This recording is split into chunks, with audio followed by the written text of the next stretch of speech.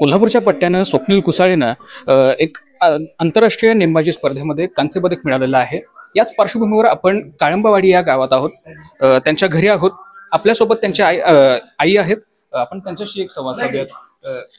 काय काय म्हणताय, कसं वाटतंय आपलं हे आपलं पोरगं नेमबाजी स्पर्धेमध्ये त्यांना कांस्य पदक मिळवलेलं आहे आंतरराष्ट्रीय स्पर्धेमध्ये, काय वाटतं? आम्हाला छान वाटते, अभिनंदन आहे त्याचा मिळाल्याबद्दल. आम्ही एवढे कष्ट मेहनत घेतली त्याच्यासाठी, खूप खूप सारं त्याला आनंद वाटला. कसं त्याचं तो सुरुवातीला त्याची आवड कशी काय निर्माण झाली? त्याची आवड लहानपणापासून तो छोटा होता, पब्लिक स्कूलला गेला, परत सांगलीतनं मिरजत सायकलीतनं शिकत गेला, सायकलवरनं प्रवास केला. तिथून मग पुण्यामध्ये तो सिलेक्शन झाला आणि नेमबाजमध्ये त्याचा नंबर, रायपूरमध्ये त्याला आवड होती, तिथं नाशिकमध्ये शिकला. मग नाशिकमधनं आम्हाला भेटण्यासाठी पालक भेट होती तिची. पुन्हा आम्हाला सकाळचं रात्रीच जायचं आणि पालक भेटला, रातभर आम्ही प्रवास करायचा आई वडिलांनी त्याच्या.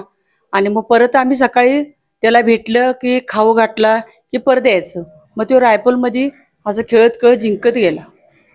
आता कसं वाटतंय, आता आंतरराष्ट्रीय स्पर्धेमध्ये त्याने एक कांस्य पदक मिळवलेलं आहे आता आणि त्याची पूर्ण आता मॅच सुरू होईलच, कसं वाटतंय?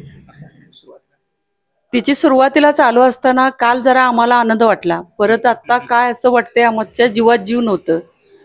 मग आम्ही नमस्कार केला देवाला. विठ्ठल डोळ्यातनं अश्रू यायला लागलं. जसं जसं मुलांचं खेळ चालू झालं तसं तसं अश्रू आमच्या डोळ्यातनं यायला लागलं.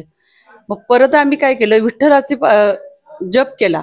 विठ्ठलाचा जप करता करता अश्रू आम्हाला आनंदाचं आलं आणि मग पदक जिंकला. आम्हाला अभिनंदन वाटलं त्याचा.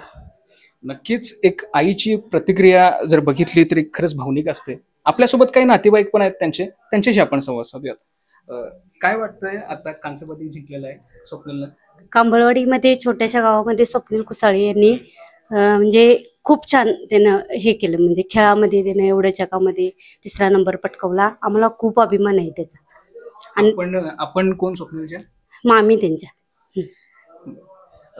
काय वाटतंय, म्हणजे स्वप्नीलनं जे आता एक कांस्य पदक मिळवलेलं आहे, लहानपणापासून त्याने एवढे कष्ट घेतलेले आहेत, काय सांगायला एकंदरीत? त्याच्या कष्टाचीच आता ही म्हणजे हे झाली म्हणायची, चीज झाली. त्याने एवढं कष्ट केलं, मेहनत केली, याचंच त्याला म्हणजे श्रेय मिळालं. आणि पूर्ण महाराष्ट्राला त्याचा अभिमान आहे. महाराष्ट्राला तसेच कांबळवाडी गावाला पण त्याचा अभिमान आहे. देशासाठी पण त्यानं मोठी कामगिरी केलेली आहे, त्याबद्दल त्याचं मनापासून अभिनंदन. आपल्यासोबत त्याची एक छोटी बहीण पण आहे, त्यांच्याशी पण आपण बोलूयात. बाळा, तुझं नाव कसं? आकांक्षा सावंत. आकांक्षा रमेश सावंत. काय वाटतंय, तुझ्या मोठ्या भावानं आता एक कांस्य पदक मिळवलेलं आहे, सगळीकडे त्याचे कौतुक व्हायला लागले, कसं वाटतं? माझ्या भावानं म्हणजे स्वप्नील दादानं कांस्य पदक मिळवून दिलेलं आहे ऑलिम्पिक स्पर्धेमध्ये. मला खूप अभिमान वाटत आहे की आमच्या गावातील आमचा स्वप्नील दादा पूर्ण जगभरात प्रसिद्ध झाला या ऑलिम्पिक स्पर्धेमुळे. आणि मी त्याचे खूप मनापासून अभिनंदन करते. आपल्यासोबत त्यांच्या आजी आहेत. काय वाटतंय आजी, नातवाला आता टीव्हीवर बघितल्यानंतर कसं वाटतंय तुम्हाला? आता चांगलं वाटतंय की, चांगलं वाटतंय. आधी असं काय आम्हाला वाटत नव्हतं, खरं आता आनंद झालाय. आम्ही देवाला हात जोडीत होतो, एवढा माझ्या नातवाला यश मिळून दे, सगळे हाती धर, सगळे देवाला हे करतो. तर चांगलं केलंय, यश मिळालंय, असंच पाठीशी राहून दे कायमचं. खरंच तुम्हाला वाटत होतं काय, आपलं नातू तिथं गेल्यानंतर खरंच भारतासाठी काहीतरी मिळवल? होय, मिळून वाटत की, तर उगाच वय तर वाटणार की, वाटत की आमच्या आतल्या आत मनातल्या हृदयाला बोलायचं की गेला म्हणून आपलं यश मिळून देत, चांगलं होऊन देत, पांढऱ्या आपली पाठीवर जाऊन देत. आम्ही अशी हात जोडीत होतो की. आता तुमचा नातू टीव्हीवर ज्यावेळी तुम्ही बघत होता, काय वाटत होतं त्यावेळी तुम्हाला? मी अशी घ्यायची, मुके घ्यायची, माझा नातू आला अशी करायची. बघितलं की द्यायचं त्याला आईच की. तर लांब जरी गेलं तर काय द्यायचं त्याला, माया हायच की. जसं की आता आपण पाहिलं, आनंदाचे अश्रू त्यांच्या आईच्या आजीच्या डोळ्यात आता आपण बघू शकताय. खरंच स्वप्नील कुसाळेनं जे कांस्य पदक मिळवलेलं आहे, खरंच त्यांच्या नातेवाईकांनी हे एक कुठेतरी कौतुकाची थाप त्यांनी दिलेली आहे.